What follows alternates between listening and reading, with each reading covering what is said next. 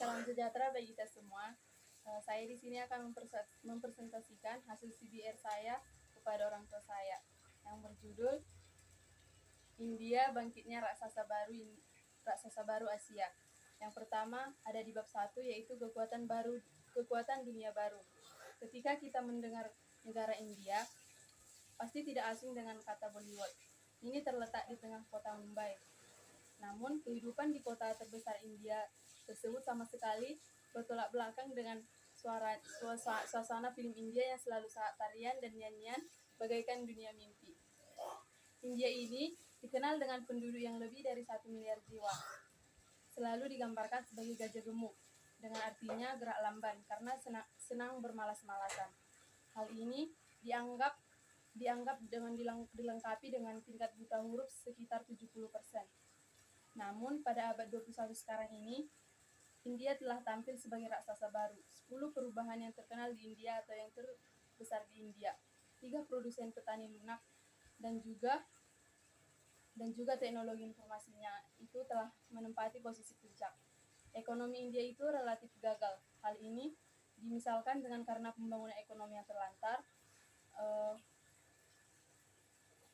pejabatnya yang pilih kasih. Lalu karena hal demikianlah muncullah suatu model, yaitu model Nehru. Mengapa ada model Nehru ini? Ini beranggapan bahwa India merasa peran asing tidak perlu. India juga menutup diri dan ingin menggantikan barang-barang impor dengan buatan sendiri. Lalu bab kedua, maju karena teknologi informasi. Dominasi Amerika Serikat di bidang teknologi informasi lambat laun mulai tergusur oleh hadirnya informasi telekomunikasi dan komputer dari Asia, salah satunya India. India membangun kekuatan di bidang teknologi informasi dan diyakini dapat menjadi kekuatan baru. India membangun dalam menjadi kekuatan baru dalam bidang perekonomiannya. India tergolong terdepan soal teknologi informasi di kalangan negara-negara berkembang, bahkan menakuti negara-negara maju. Hal ini dibuktikan dengan terjadinya pemindahan pusat panggilan dari Amerika Serikat ke India. Institut Teknologi telah menyumbangkan inovasi ekonomi kepada Amerika Serikat dan diberikannya sebuah resolusi kepada India. Karena India ini telah mencapai reputasi di kalangan internasional. Resolusi itu diberikan sebagai tanda penghormatan kepada India. Lalu di sini saya akan menjelaskan bab yang ketiga, industri otomotif, film dan farmasi. Jika Anda atau Mama bisa berkunjung ke India, ada satu hal yang langsung berkesan dan terasa membedakan India dengan negara-negara lain, yaitu dengan suasana jalannya. Di kota-kota besar India, mobil Ambassador, mobil pertama yang diproduksi di India oleh Hindustan Motor sejak 1957 dengan model teknologi dan interior yang sudah sangat ketinggalan zaman.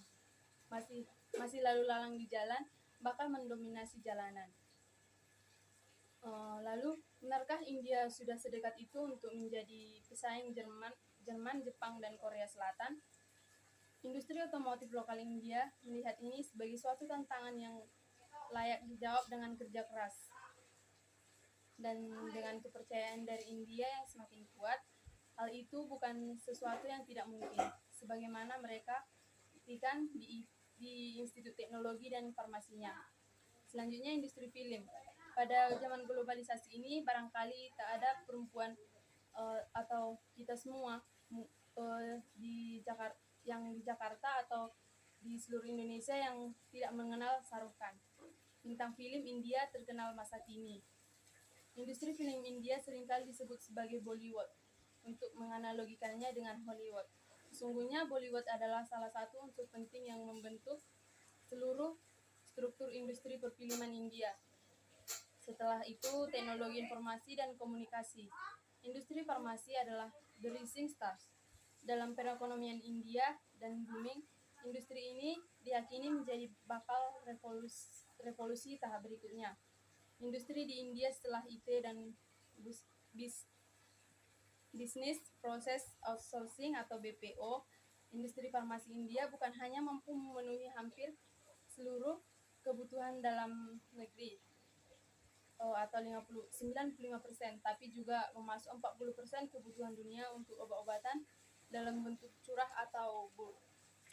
Lalu saya akan menjelaskan yang bab keempat, yaitu ekonomi dan pertanian.